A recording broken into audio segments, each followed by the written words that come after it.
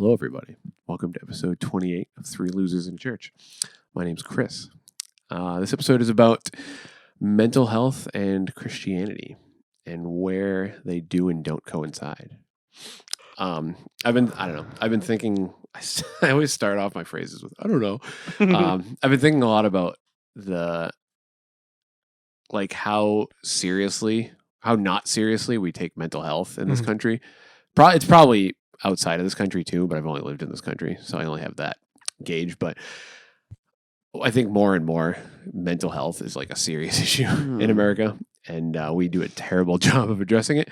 And as the church, that seems like something we should be either like comfortable with addressing or have an understanding of how to address it for somebody that's either a Christian or not a Christian. It seems like compassion would fall into place there somehow. And luckily, I do think it's on Tyler Page being an optimist here. It is on like an upturn, I think, and it's becoming more socially acceptable and kind of like there's a little more less of a stigma around it, but it's definitely for sure still super present. So although it is, I think, increasing and like kind of the threshold for understanding the thing is getting higher, it's still a super large issue. I'm Asian and I come from an Asian background, and they're notoriously known for just not acknowledging mental health. Like just period. Even when I worked in my summer camp, stuff like that, like there were kids that clearly had issues that weren't diagnosed. And the parents have reportedly denied it and refused to have their kid checked out. I struggled with mental health for a little bit in high school, and I told my parents about it, and they told me the same thing. It doesn't exist. You're fine. You just need to pray about it and trust God and that you'll be okay. So that's something I hear a lot. Well, maybe I imagine the argument a lot because I don't have this conversation a lot with people. But the idea of like, if you're like, depression is probably a really common one. Like, there's no reason to be depressed if you're a Christian. It just means you're not praying enough, or like you need to strengthen your relationship with God. And I find that to be frustrating. I don't know. I mean, I'm sure there's some truth in it. It's never a bad idea to strengthen your relationship with God, obviously. But, I've never been diagnosed with depression, as I've said, but like I've been in some pretty low places, even in my faith. And like, even when I was on, quote unquote good terms with God and like things seemed to be going well in my walk with Christ, like it didn't necessarily lift this huge weight that I was feeling like immediately, Yeah. So I don't know that I have problems with that argument of just pray the depression away. Yeah, which definitely pray about it. Like God can solve all problems and cares about his children. But there's also like earthly measures you can take that I don't think contradict at all what God intends. That's why, I recently had a phone call with someone, and they were telling me there was an individual that they knew that was suicidal and depressed, and that person was depending heavily on them. And that the person that was talking to me, she said that she had no idea what to do about, let's call him Bob. Like, she was like, I don't know what to do with Bob. Like, she woke up crying and telling me about Bob, saying, I don't know what to do. And I told her the same thing that you pretty much said. There are earthly measures, like you can pray, yes, but like it's one thing to pray and then like take a step back, but I think it's something to pray and then be proactive and find ways that God can provide in this world, right? So it's like if you were shot and bleeding out on the sidewalk, and like the EMTs were coming, and somebody's like, no, stop! You can't do that. Right? Yeah, you just need to pray. Yeah. It's like, okay, well, maybe, right? But like also like, God could have sent those EMTs also, right? And like the gauze and like the stuff designed to stop the bleeding and the hospital and stitches, kind of useful, but also like God can work through those too. Yeah. So like, and does, and so like. Yeah, I like that argument. Definitely frustrates me a lot. And it's like also like, thanks for fueling a stigma and a misunderstanding. Yeah, right. Because then it's like, I'm depressed. I must not be praying enough. I'm not being Christian enough. And it definitely like shifts some blame to, especially in like the sense of depression too. It's like, oh, like you're the reason why you're sad. Yeah. Like you're the reason why you're depressed. You're Which like, oh, only then furthers Yeah, the yeah, hole. yeah. It's like, what are you? Why? And it just frustrates me when I see people like that, or like when I see other Christians talking to people who are struggling and saying things like that. It's like, oh, you need to do better. It's like, no, that's not how it works. Mhm. Like, And like Christians and non-Christians alike are subject to the same factors that can like cause anxiety. yes, You know, like maybe how we think about it or approach it will be different, maybe not, but like either way, it's like the same things that make me anxious could make my Satanist next door anxious, you know, because we're on the same planet here. I don't know. yeah, And I have dealt with anxiety too. Like that's another thing. I've never like been diagnosed, but like anxiety's definitely been something that like in various capacities I've dealt with. And it's like, yeah, I pray and whatnot, but also like I need to like find a place to calm down and like, you know, take some sort of measures to deal with it as well. So and like one of your questions is talking about like, oh, like therapy and Christianity. I don't think like there are such things as Christian therapists and people who like intertwine their faith with their therapy work. mhm. But I think here's the other danger too. When people as Christians, they accidentally, I feel like you guys have all probably witnessed this, where they accidentally become the quote unquote therapist or like the go-to individual that people are like, oh, I have this struggle, I have this depression. Can you help me? Or I'm going to tell you all my problems and have you like try to solve them for me. It's like, Mhm. that's not your job. Right. You don't have a degree, nor do you have the medical backing or certification to address such problems. Mhm. So Yeah, it's very interesting. So like I can think of a few like non-Christian friends who I haven't seen in a very long time who like reach out to me randomly and be like, Tyler, like, oh, like I need some life advice. Like I'm really struggling with this. Can you like give me some thought? And like not because I'm so emotionally mature and wise, but like on this level of like, oh, I can listen to people and like be like, okay, yeah, like this is what I would do here. Like, yeah, I see both sides and I understand.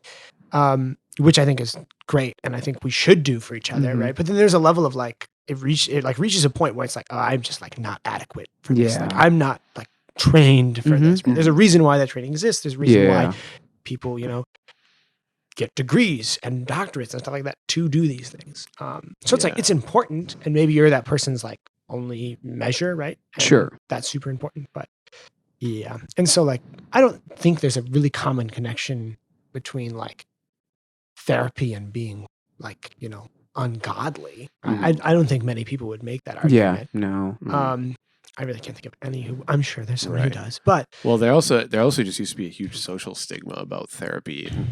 And there still is like, a lot of cases. there is, yeah. I think, like you said, it is on the upturn, but and especially like older generations, it's like you don't talk about the fact that you see a therapist. it's like the whole like, oh, I gotta go visit my shrink now and all Yeah. that stuff. Yeah, Now it's like a running joke, for better or worse. Yeah, but I think for the better. But Yeah. I think definitely for the better. yeah, and like that's like frustrating a lot of levels too. You're like, oh, like yeah, I don't know. Yeah, and it's like, Christian therapist is very interesting. I know a couple, like who either do family counseling or like do one-on-one counseling. Yeah. And it is very interesting how, like, working with Christian and non-Christian. Of course, they can't discuss their cases with me, but like, Of course not. like yeah. it's a very different mindset, and like they get to use this common tool of faith in both ways. Of like even working with people who aren't, you know, Christians, they can like still show love in that way, and it's Yeah. super cool. Yeah, I bought a book and I haven't read it yet because it's for a paper that I'm writing this month. Wow, that's due pretty soon. But yeah, it's like one of the points on the cover is like how like therapy should have never left the church or something like that. How Interesting. like we've almost like sold out therapy to the world, quote unquote. And so I'm really curious to see like what it has to say about that, because that's almost coming from the opposite standpoint of like Christianity and therapy should be tied together, where it's almost like counseling, I guess. So Yeah, and I think like some of that, this is oddly specific, but could be blamed on like the sizes of churches increasing, right? Where like pastoral mentorship is like much more difficult when you know pastor a congregation of 300 compared to like 50. So like it's harder to have those interpersonal relations and that stuff. Yeah. But like that's kind of a cop out answer, and I'm kind of blaming it on something that is abstract. But like, yeah, that's something that I think is super crucial and like to be focused on is being able and being equipped to handle those situations and those circumstances. Yeah. Yeah, for sure. And we even have like, the Stephen ministry at our church where people who are going through like serious trauma or like mental health things can like get help. But it's also the fear of like being found out for going to therapy or stuff like that. Mhm. I mean, one of our good friends, he like openly told me that he was going to see a therapist and he was very proud of it. He's like, you too should also, like, he was like advocating for it. Which I thought was really powerful. Like a lot of people wouldn't normally share that they're seeing a therapist because of sad connotations or previous stigmas. But I do agree, it is shifting towards the better. And I mean, I haven't seen one yet, because I low-key don't know how to. But I think I've Which is also part of the problem. Yeah. Well, for me, it's money, which is another. Yeah, which is Problem. another part of the problem. yeah. Yeah. But I also know, like, at least the state of life I'm in right now, I feel very blessed to know that I am okay. Like I like maybe I have a lot there's some stuff in my head that needs to like get unraveled, but like I know and I am blessed that I've been pretty solid. And I don't feel like some dire need to see a therapist. But I almost wonder if like having a neutral third party to talk to would be like beneficial. Yeah, and like that's what that person always says. They always talk about like, yeah, it's like I can go to this person and be like, oh, like Tyler's driving me crazy, Mhm. right? Like I really want him to shut up, right? And it's like I don't have to worry about him going like, oh, did you hear that this person Right. said? Yeah. He's like, it doesn't leak, yeah. yeah, that doesn't happen, right? Because Mm. well, legally he can't, but also like that's his job, right? He's Mhm. just there to like take care of that Yeah. information. But yeah, so like that's a huge piece of that also. Mm. I also wrote another question that was very loaded. So Yeah, two pretty loaded questions. it's pretty yeah. Like, is it possible for people with severe mental disorders to have a genuine relationship with God? Which may be beyond the scope of any of us. I think I don't. Okay, this is a dumb answer, and I apologize for giving it. But like, I have to believe that God is way bigger than anything can be thrown at us, right? I agree. I don't think And- that's a dumb answer. Yeah, Like- that's No, but it's like I like. There's a part of me that's just like, but that doesn't really answer the question. But but we like, can't even Right, see we- the other side. yeah, and like, Yeah. I can only believe that God is good enough. The answer is yes. Mm. If the answer is no, I think I'd have a really hard time swallowing a lot of stuff. Right. And so like that, of course, then is like, oh, well, like, am I only proving faith to myself by answering that? But like, Mhm. yeah, I don't know. Like, Yeah. But yeah, like you said, like you'd like to believe that. Because I used to work with a guy who was schizophrenic Mhm. and he was like a devout Catholic. And like I saw him when he was taking the medicine, like he seemed functional and normal for lack of Yeah. a better word. But I'd see like the descent when because I guess one of the side effects of medicine like that is you think you don't need the medicine Yeah, anymore. yeah.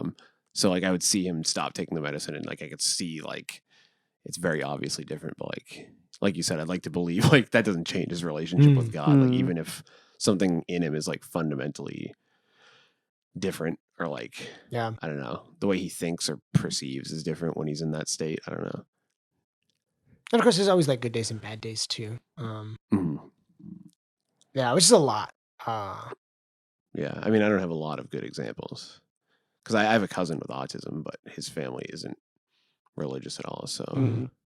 which brings up a lot of other questions of like, how do you share the gospel with like somebody who's low functioning autistic? Yeah. Yeah. And like, I like want to say like it's not your job to, but Mhm. that's not true. But it's like your ill attempts, God is going to fill in the gaps. Yeah. So like, I was thinking about like, oh, if you just show love and care and like compassion in a way that is like unwavering and like in comparison to everything else, like God will work the rest of the magic. Yeah. Yeah, that's what because there was a couple in my church, very like prestigious couple based in like Boston, very influential in Chinatown and everything. and rich. But what happened was they have one son, or they had one son. I'm actually not too sure of his status, but they were about to have their kid, and then as they were going through the process, that they said, "Oh, your child's going to be like very like have a lot like all these disorders and disabilities and everything." Um, and they didn't go for an abortion. They're like, God gave him to us, and we're going to love him as much as we can. Mhm. And every single time I saw him at our church, like their son was like well into his 30s, but like they were still holding on to him. They were still walking with him. They were still taking care of him. Like that love. No, I mean, I hope to God like their son could experience and understand the love that he was receiving from his parents. But like, I think for the congregation, even and especially for me, I thought that was just amazing to witness Mm. through all the years that they went to our church. Mm. I still think about it here and there because just seeing them like just having that patience for him, it was just insane. Like Yeah, it's such a testimony. it really is, yeah. So I should also clarify, like, I don't want to equate something like depression to like a disability, or depending how politically correct you want to be, like somebody who's differently abled, like autism or like Yeah. Down syndrome. Like, I'm not trying to equate those, so I just want Yeah. to say that out loud and make that clear. Like, I'm aware that there's different scopes here. So yeah. Yeah, and I think that was fairly clear. Yeah. I don't think anyone's being malicious, nor are we. But Yeah. I had a conversation recently with a student from Hub about the idea. Like my takeaway from that conversation was like, you know, my objective as a Christian is to love and show God's love as much as I can. And I think the same goes with like those who struggle with mental illnesses and stuff like that. I can't solve their problems. I can redirect them to resources that may potentially better their life, but it's also I want to love them as much as possible and help them going as they go through like the things that they're going through. Mhm. And if they can see Christ's love through me, then so be it. I'll do Right. my best. But that's just my philosophy.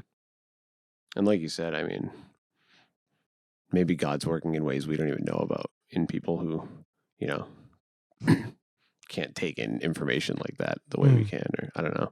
I wouldn't say the word maybe there. I'd say is. But Is yes. yeah, true, yeah, maybe, yeah. God is definitely working in ways we don't know about, so Mm. that's true too. So, Which is like relieving. mhm. I don't like that word. I guess we'll go with it. Where it's like, because that really isn't our, like, it's not our job to like make converts. Like to share the gospel is something, but like Mhm. it's not to like, I don't like our earthly measures are not to like, we can never do it. So like Right. it doesn't really, to me, it's like, oh well, like that's true with everybody, right? Like I can do as best as I can, but in the end, it's not up to me. Right. Mm. And like God is a redeemer, and so like if people are their brains literally not functioning the way it's designed to, Mm. through like birth defect or like accident or something like that, like He can redeem that too. Mm. Yeah. So- That was episode 28, guys. Thank you for joining us on this episode. Please make sure to check out our website, number 3, losersinachurch.com. You can find where we are streaming. And if you want to know more about us, or our Instagrams are attached, I guess, so you can find our Instagram handles. And yeah, Yeah. thanks for listening. We out. We out.